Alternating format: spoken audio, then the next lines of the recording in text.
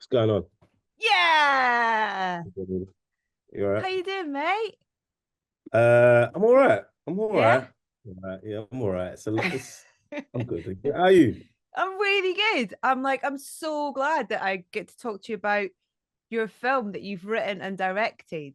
I mean, Yeah, it's no. just I was so when I got I felt so chuffed. I got to see it at the closing night London Film Festival, and it felt so right. It felt just the perfect kind of launch pad for this next chapter for you as a storyteller. I was so I know we don't know each other that well, but I was so proud of you, kind of just going, yes, Daniel. It was Thank you. brilliant. No, I appreciate it. It's so good to have you there. I remember seeing you after, and it was Oh, yeah, it's like that, good literally. energy. So I fuck with it. Yeah. Um, how does it feel though? You know, this has been from what I've read and stuff. This is a story and a kind of thing you've had kind of in you for a long time, and finally, it's people are getting the chance to see it. How does that kind of feel? This sort of different unleashing of a project for you? Kind of what I kind of just want.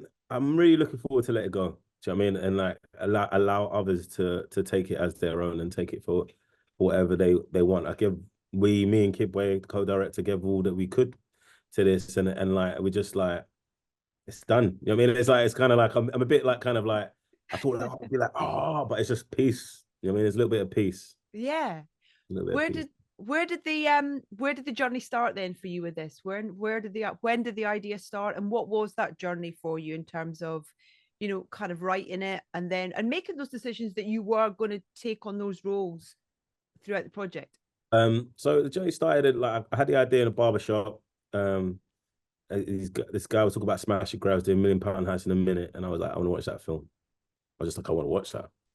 And then I did some more research, found out they were getting paid £200 to do it. I was like, who robs £1 million from £200? What's going on there? And then I was like, all right, cool. Then I found it so interesting about. I think it said a lot about London, said a lot about class, said a lot about inequality, said a lot about desperation. Yeah. So you're risking freedom and death for £200. And so yeah, we just dug it more. Then did this film called Jonah, short film called Jonah with Kidway.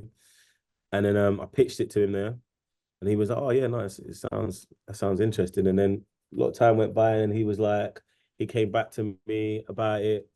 And then me, Kidway, and the producer, I was just saying to them, listen, we can't do this whole like, because I wrote Skins as 18, 19, and I was doing all these like, everyone wanted to meet me because I was writer, this young writer, like doing this thing, and they wanted me to write young people. But I was just taking loads of coffees. I was just drinking loads of coffees, loads of water, and I wasn't doing anything. I wasn't writing anything. I was like, this is bullshit.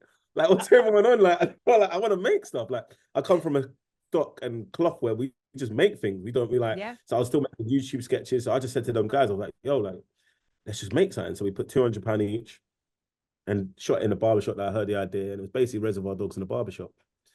And then it was like, and then, yeah, and we did a taste on and we went to Film 4 and said, this is what we want to make. And they saw the vision, they got it. And then kind of it started from there. But it was like a lot of stages, but a lot's happened over time. So Mm. where positions and I've had to go like this. And then, like, I think my career, I was writing it solely, like, and then my career went crazy. And then so then Joe Murtagh, the co-writer, came on board to do a pass to make sure things were moving whilst my life was changing. And Yeah. then I had to come back on board in the pandemic and like and kind of and do more work. Do you know what I'm saying? So it's been like it's basically just been like a collective between me and Kidway, like we've both been doing it. Do you know what I'm saying? Yeah. And it's been working in a way in the sense that like where I come up, it was just like everyone does all the jobs. You don't. It doesn't matter what your role is, Yeah. but then when you It's come in the collaboration. formulaic versions, this is what the positions are in terms Yeah. of the influence on the project. I love Joe's work on Calm Horses. I thought that was an extraordinary film and a brilliant piece of work in terms of, sort of in terms of kind of how he writes people and stuff. A good set of eyes to have as a, someone to kind Yeah, of yeah. He taps into humanity, yeah, which is wanted and we're really important as opposed to yeah. just characters. Um, what kind of director are you? Because you've worked with some brilliant ones. Have you been kind of, in terms of observing and You know, and I guess it's that thing of kind of watching, and I imagine you're that person where, because you are so multifaceted, you know, like you say, you started writing at a young age and making, and it's about working with these amazing, whether it be, you know, your Denis Villeneuves or Jordans and stuff, in terms of watching how they do things and going, you know, the idea that you're going to direct is like, that's the way I want to do it, or that's the way I don't want to do it. Have you been taking things on board as you've been on this journey as well, in terms of coming to this point? Yeah, I think by osmosis, I think I just taken stuff in, and if I've been changed by notes and I've been changed by conversations, or I've seen someone change someone's performance or change, or seen a lot of it's how you delegate, how you communicate, how you I think I've been inspired by it from my whole career. It would be like Yeah. Steve Queen, it would be like Ryan Coogler, it'd be Matt Lipsey who did Cycleville. Like I've been inspired by so many like great directors. Do you know what I mean? It's Adam Yeah. Smith, Skins, who directed the first thing that I ever wrote for screen, which was that this like Skins, it was like a Skins short. Like, so like the older guys would write like the main series, and then the young people would write like the internet shorts. So I wrote this one about Zhao's brother in series one. And I remember I was at sixth form, like when it was getting shot. I was like, right, It's this is nuts. Like amazing. I'm in class and it's getting shot in Bristol. I'm like, this is nuts. And then, but the way Adam works, I was just really inspired by him. Do you know what I mean? And like Paul Gay that was on it as well. So there was a lot of people that I've been come across on my journey, that I've really Denis, like that I've really been really just going, oh yeah, Jordan gave me some wise words. Like Mm. I did the Sundance Screenwriters Lab a month before I shot Get Out. So it's been a long journey, and but my style, I'm still figuring it out. But I do like communicating. I do like, but I trust I trust everyone. Yeah. And I want it's a collaboration. I want them to feel like they've owned it and they've put their point of view. Do you know what I mean? You trust their intellect, trust their creativity, trust their know-how, and their execution. And so then say if like, for example, one of the departments, like one of the actors, like you do it two takes there a certain kind of way, and the last take, oh, what would you think? Go on and do what you think. Tell me that you most of the time would use that body and that shape because they Yeah. feel fresh. The same with the VFX department. You go in there, you want what you want, but at the end of the day, you're the expert. So what do you think? And it's like, come, let's have a dialogue. This is what I want to like. This is how we want to feel like Elephant and Castle Shopping Center. But this is, you know what I mean, it's like, how do we Yeah. execute that? How do we make that cinematic? How do you mean? It's like, I feel that's what's been really exciting is genuine collaboration. Is that's what I fell in love with this game. The Mm. film was brilliant. I absolutely, I loved so much about it. I loved the performances are brilliant, you know, and I feel like you've given Kane an opportunity to kind of really blow us away in terms. I mean, he's brilliant in Top Boy, but this is something different in terms of this is a different ask of him, and just feel like he was absolutely kind of rose to the challenge that you gave him, and um little Jediah as well as Benji. I mean, bloody hell, what a find! He's phenomenal. Literally breaks your heart. Like, and the production design on it, the sound, the score, and the needle drop. I mean, all of it. It's just you're immersed in the world, kind of completely. And I love that whole the opening cue that you've got, and the idea that as we come into the film and you've got those kind of few setups, so, you know, you've got Cade in that environment, and then the kind of the raids kind of going on as well. So you're getting an idea of the kind of the landscape of this world that we're about to enter, and it's amazing in terms of like how you've created this whole world, but it's familiar, but it's not in a way. Mm. There are no questions in what I just said. That was just me Yeah, spouting. no, no, no. Great. I appreciate it. I'm listening in. Like, it's weird because like now it's happening. It's like getting like really smart people having their opinion. I'm like, I find out more because a lot of time you're just going off instincts and you're doing what you're doing, and then you're like, oh yeah, no, it is that, it is that. But it is what we was aiming for. We wanted to take people into another place, but feel like you know this place, but you Yeah, are surrounded in this. yeah, We wanted people to fall in love with the kitchen. You yeah. know? You want to be there. You want to help save it. That's the Mm, thing. That's yeah, totally you care. It's such a character in the film, you know. And I've got to mention Ian Wright as well. yeah, it's not A great. genius for my husband's birthday at Christmas. My 10-year-old, we spent weeks online trying to get a signed Ian Wright shirt for Tom for Christmas, and we managed to get one. And Oh man. this thing arrived. we've not got walls big enough to put this thing on. It came like framed with like Yeah, loads of old pictures of Right Ian, the signed shirt and stuff. yeah, yeah, Anyway, it was absolutely brilliant. And I'm so excited for Tom to see the film. He's such a big gooner. yeah. But he's brilliant in it. And the character that he plays though as well. Were you writing with people in mind for this, both kind of like Kane and Ian and stuff as well? Or how did that kind of come about with those two particular choices and those characters? It just wasn't. It wasn't. No, we didn't write in mind, but they did bring a lot to it, and we Yeah. we kind of like we did like they're like they're just interesting people, and we wanted to make the most of that, and it's that kind of thing when I'm very much a firm believer like to say as if all right something like all right cool that's the cut of the suit, but we need to tailor it to you. So there's like in order for it to really feel like you're in it. I mean, Yeah. look like you're walking around. That's a suit. That's your suit. So then that's what I'm saying. This is your character. You know what I mean? Like, yeah, this is a sketch, but we need to like you're bringing this to life. And so a lot of conversation with Kane. You know what I mean? And a lot of back and forth. If I said, I'll hear him if a line doesn't make sense in his mouth, bro, change it. But I'm from an improv background, so I'm not really that precious Yeah. about lying. I'm like, whatever's best. And same with Ian, it's like kind of like he'd never acted before. So he's like, he want it, but he has such an emotion to him. There's such a heart to him, such a humanity to him. And we wanted to, and we was actually surprised at how much we got. You know what I'm saying? And how much he was able to go there. But he was remembering how much South London has changed. He was remembering how many people have moved from his area, how many people left, how the breakdown of the community. He did really tap into that in order to kind of portray certain moments of Lord Kitchener. And it was just like, but also he was the life of the kitchen. He was bringing the life to it. He's bringing the joy in it. And I mean, I can't say what happens, but like it's Yeah. he he has a massive presence. You know what I Yeah. mean? But he always had a massive presence. He just happened to be a great footballer. Yeah. I in my head I have this romantic notion that whilst you're filming it, he's actually like DJing, like, in between takes and stuff. And he's kind of like he's got this whole vibe going and stuff because No, no, no. he's We did. so I did. There was takes. I was like, just keep going, yeah. And I would play different songs. And then at one time, what's the song? I think the song that was used. No, no, it was Krista Berg, Lady in Red. And I just played that over the thing, and he was like, "Yeah." So a lot of the things I'm going, "Yeah," with like Krista Berg, Lady in Red. I'm going crazy for it. It was funny. It was sick. How did you navigate that though, in terms of did you get loads of stuff cleared in advance, or did you have to kind of do all that kind of 4,000% didn't get a lot of stuff cleared in advance. What we did is basically we was like, "This is what we want," and then seeing what would work out. But we just knew the vibe. We knew what the vibe. For me, it had to feel. I think music is such a big thing in London, like Yeah. any other city. You know what I mean? So like, and it's so eclectic. It's so many genres. Even in like a underground like club, there's gonna be so many genres within that underground club. So we Yeah. just wanted for it to express that. The only song that was definitely had to be there was Candy, Cameo Candy.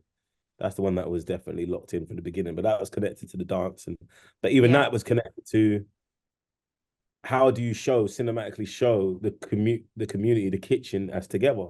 And for me, it's when you do Candy. You know what I mean? It's like at a wedding or at the end of a club when a DJ wants to kick you out, like everyone does that dance. You know what I mean? And it's like it's triggering. You know what I mean? And I think then people then fall in love with it. But also you have this little boy who wants something in the middle of it. Do you know what I'm saying? That's why it transforms and it evolves into something. Because it's like, and then the lyrics are more poignant. And you Yeah. actually listen to it, even when you tastes like, you mean he wants, he wants him, but he doesn't think that he wants him back. And then Yeah. basically, but then this is happening within this community. So it's like the dance is reflective of what the dance that Izzy and Benji are doing. And it's really nice as well because like that kind of piece of music, because the kind of personal connection it's got clearly to you but to so many people, is that it makes it timeless, because it transcends generations. Mhm. It's not one generation's song.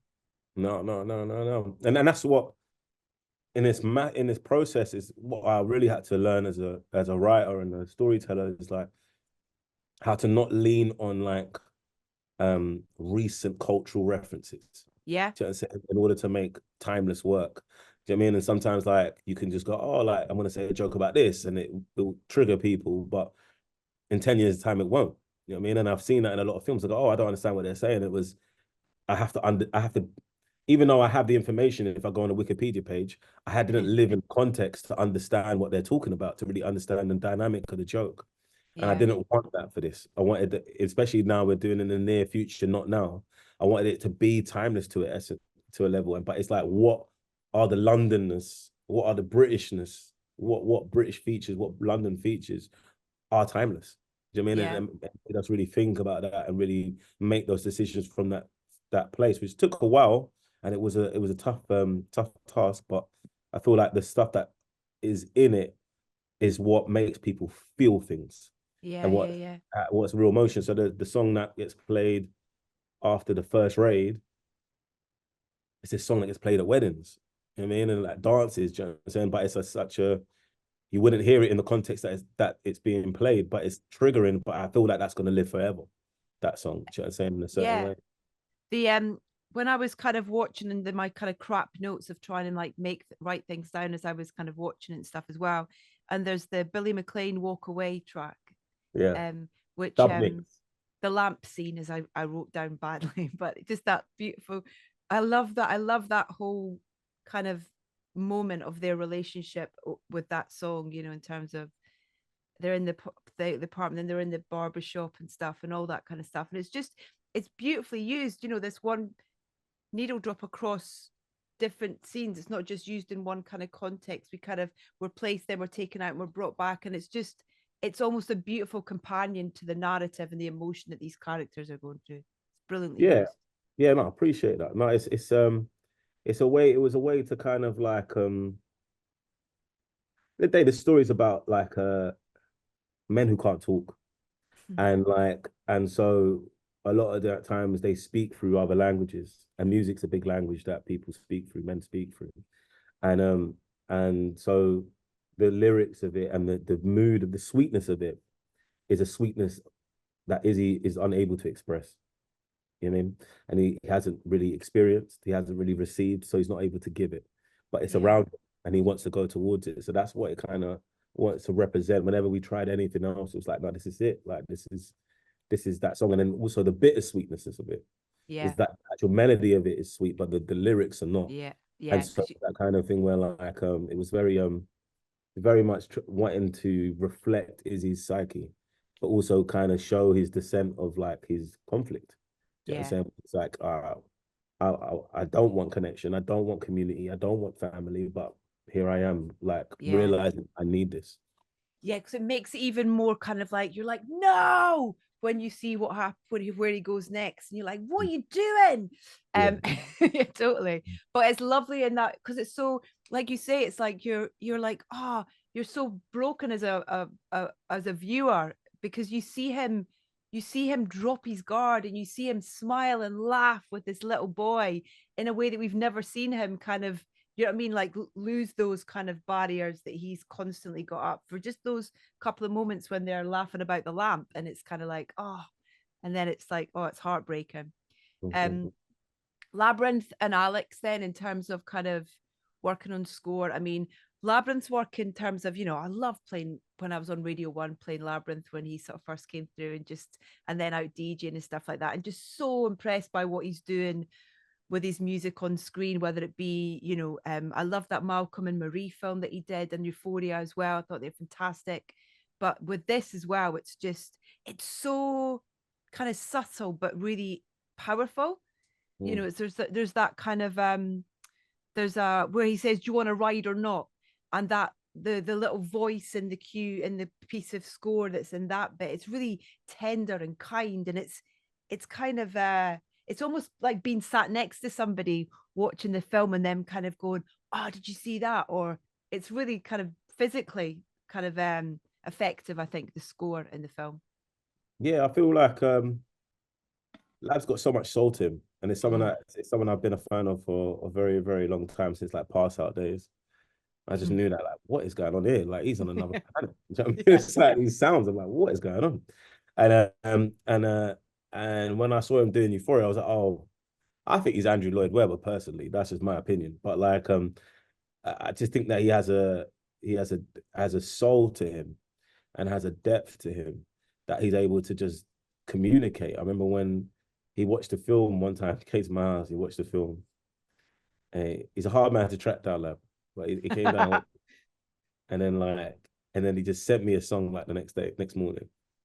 Like just like, yeah, this is how it made me feel. And it was so accurate, it was so poignant. He What, just your knows. film? The Yeah, Kitchen? All right. He watched Kitchen, he watched a cut, and he was like, and then he was like, oh yeah, no, this, yeah, yeah, yeah. This is what I think, this is what I feel.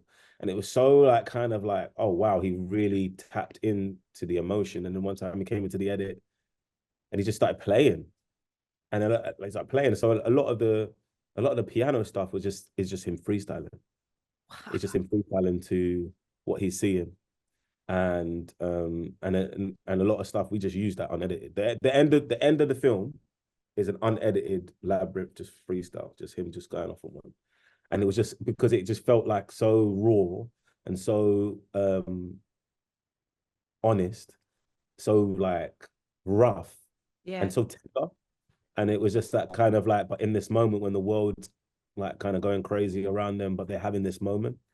And it was just so he just is able to communicate um the inner realities of the characters just effortlessly. So yeah, and a lot of even the Staples theme, and Alex did amazing work on that as well, like making that like big, because I just wanted it to be big. I always tell him like, it's Star Wars, bro. This is Star Wars. Like, but it is to a 12-year-old going to it. But what I realized to a 12-year-old, if you go into another estate that's got this legend and it's got this kind of like name to it, it is another world to them. It's like, oh my Yeah. God, I'm about to play with the big boys. Do you know what I'm saying? And like, if you want to really be true to what was happening within Benji's mind, that's what it feels like. It feels like, do you know what I mean? It's like, but it's also, I feel like it was really important in this film to show the tenderness and have black characters as gentle and as Yeah. like I feel like the scene when Benji goes into the gang's lair for the first time and is sleeping, like it's it's like a lullaby. You know what I mean? And what I really wanted was basically going like he's he's an orphan. Yeah. He's no one. And not only that, all these kids have no one. Do you know what I mean? It's Yeah. not like there's a danger, there's an anxiety to it, but there's a kind of like a tenderness to it. There's Yeah. a gentleness to it. When basically this older guy saying, "Yo, I help you out," and you're gonna say yes because you have nowhere else to go, and like that, and the harshness of that, and having to go, "Yo, like he's going on his journey because he misses his mum and he can't stay in that place where his mum is because it reminds him too much, and he's not even aware of that. He just Yeah. runs. So is that you want to, for me, Labyrinth and Alex really got across the complexities and the depth and the nuances of what the characters were going through, which I feel like have been flattened in other narratives about this world. Well, yeah, it's that kind of like you talking about that, the kind of piano and him just reacting to stuff. I don't know. Have you seen American Symphony, the John Batiste film? No, I haven't yet. No, I really Oh, want to mate, watch it. you have to. Oh my God, it's extraordinary. And it's Great. this. Yeah, he's phenomenal. And he's one of the things in that documentary is, he's writing this symphony that he's got to play at Carnegie Hall. It's his American Symphony. But as this is happening, his wife um kind of is going through her second experience of cancer. And it's crazy how these two things are running parallel. But he talks about, he can't really describe how he writes. It's about, it just kind of comes out of him, like he reacts to an emotion or a feeling or a situation or something. It's kind of like, and you see him, there's a moment where he's filmed and it's kind of like it's just coming out of him, and it sounds so similar to how Labyrinth works and how that Oh no, reaction no, no. to. He understands. Like I think me and him, like I think we understand. We understand that these ideas aren't ours. Hmm. We're listening to a radio station, and we're just basically bringing it to here. You go, you hear something, all right, cool. Back, you're bringing it there. It's not how can you generate it? Like, it doesn't even matter. It's just it exists. It's just some people can see things and some people can't because of their experience and what they've learned across life. And Labyrinth has that musically. He just knows how to kind of like just download and just kind of here, Mm-hmm. here, and can hear the music that is happening in a conversation. We chilling and he just hears the music that's happening. So it was a really great experience. Where did you find Jediah? Because I'm so excited to watch him and see where he goes and what he does. Because his Um, kind of presence on screen is kind of stops you from breathing. Sometimes you're kind of like you don't realize you've not taken a breath for a yeah. while whilst you're watching him. No, it's his first acting role, That's first everything. insane. And God. his aunt saw the ad for the audition, told him to go on the tape, and he went on tape. And then, like, out of all the kids, he just had it. He just had it. And he's charismatic. He's cheeky. He's funny. He's got it. But also, what surprised us on set is how his emotional depth and what how much soul he has to him, and also even craft wise, how he was able to tap into his friends' pain, like his friends lost his mum, and transfer that into the character. It's really complex stuff that he's doing at a very young age. And yeah, he just had an audition, and he just got good ideas as well. He's like Mm. he was just like there was a scene I wrote, and he had an opinion, and I was like, he said a 13-year-old wouldn't do that. I'm like, you're right. Do you know what I mean? It's like, and it really changed the scene. And so he just has he's sharp, Mm. and he's on it, and he's real. Everything's happening is real, and it was Mm. just really, it was a joy to watch him grow as well on set as well. Did you try and kind of keep him and Kane sort of apart a bit, or did they? I mean, in terms of that relationship, it's almost kind of like they couldn't. I don't know, being too familiar with each other whilst you were shooting and stuff to kind of keep that kind of two-way thing that's constantly shifting throughout the film. I think Kane kept his distance at the beginning. Yeah, Uh, he kept his distance because he wanted his, but it's like luckily it happened like the film kind of like the more they got to know each other, the more we did the later scenes. So it was actually happening yeah, organically that they were able to build his bond, and also bet like Jediah got more relaxed because again he's like on set, like everyone's there, is filming. He's like, so he was able to kind of relax with them. But they did a bonding session at the beginning of the shoot to get to know each other. But it was kind of good at the beginning, like they just Kane is of well Izzy's avoidant. mm, So it kind of it was good at the beginning that he didn't really engage with Jediah as much. mm. But yeah, they grew over the course of the film. Was it a part of directing this that you enjoyed the most? I think edit was fun. Did you? Edit's fun. Edit's fun. Edit's fun because you're kind of like every day you have a problem or a couple problems or all the problems. And then you're like, all right, cool. How do we fix this? And you're just with a like team of people every day, showing up. All right, cool. These are the problems. All right, cool, cool. And then you get closer, and you're getting closer, and you're getting closer. Just continuous thought, and just getting a routine and a pattern and just trying to solve things. All right, how are we gonna do this? How we do that? How do we get this across? And also just the conversations that you're having in those spaces. Just really concentrated. Just like pure storytelling for me. And we had Christian Sandino Taylor who he did an amazing job on this. He like his ideas and what he gave to the film I'm forever grateful to him. Mm. And Amy Beatty, the story editor, who did amazing as well, and kind of really shaping scenes and going back and forth and doing work. We kind of was like really in it. He was in it. But I've just I enjoyed that part of it. I enjoyed that part of it. It was cool. Have you got the next one lined up ready? What'd you say, Sarah? You got the next one lined up ready? Next what? Next Film you're interview. going to direct? No, no. The next film, the next Hey, directing. let this come out, man. Edith, I'm knackered. You know what I'm saying? You've been No, I haven't everywhere got the though. next one. You've I got ideas. I've always got ideas. I've got things sitting yeah. on my laptop. Are you frozen? No, yeah, it's cool. Yeah, there we go. We got back. Yeah, we Yeah, got I you get, got me but back. I've got things on my laptop. Like, I've always had things on my laptop, but for me, it was really important to finish this. Do you know what I'm saying? Yeah, And like, boom, get it done. And then, like, yeah, maybe, but I've always been like, what does the idea want from me? Could be want me to act in it. Could be want me just to write in it. Could be want to direct. I don't like. It's whatever. yeah. I'm not really. It's about how do I get something that doesn't exist to exist, and who are the people that you want to build that with. that's really it. Like I don't really think of it in like strategy terms. I mean, Yeah. I'm probably in denial about how like being a director, and I've had too many opinions on set to be honest when I'm act. So like it was always a natural, it's a natural step where I'm at right now. So, but yeah, no, I don't have the next one planned. I've got ideas, but we'll see Great. how this plays out. I also, just before we run out of time, bloody love Hobie and Spider-Man as well, across Spider-Verse and beyond next as well. Top work, mate. So great. So Thank you. great. That Yeah. was fun. That was Yeah. fun. It's great. It's bonkers how they do that. You're like, how?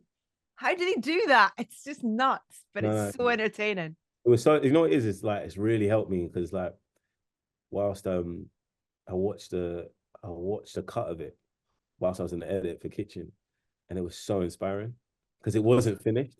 It wasn't finished. It was I like really thinking really like, some drawing was a bit scratched and this is that and the other, and I was like, oh wow, and just understanding their process and seeing it bare. And then like 2 weeks later, they showed me another cut and they moved so far, and I'm like, these guys, it was just so inspiring to watch them work. Kemp, Phil, Chris, all the whole team, and just Yeah. really, really inspired me to like create and Yeah. hope and drill in more. It's such a unique and brilliant beast. We watch it over and over again in our house. It's brilliant. Listen, Daniel, it's so great to chat to you, and huge congratulations again. You've made something really, really brilliant, and it's really connected as well.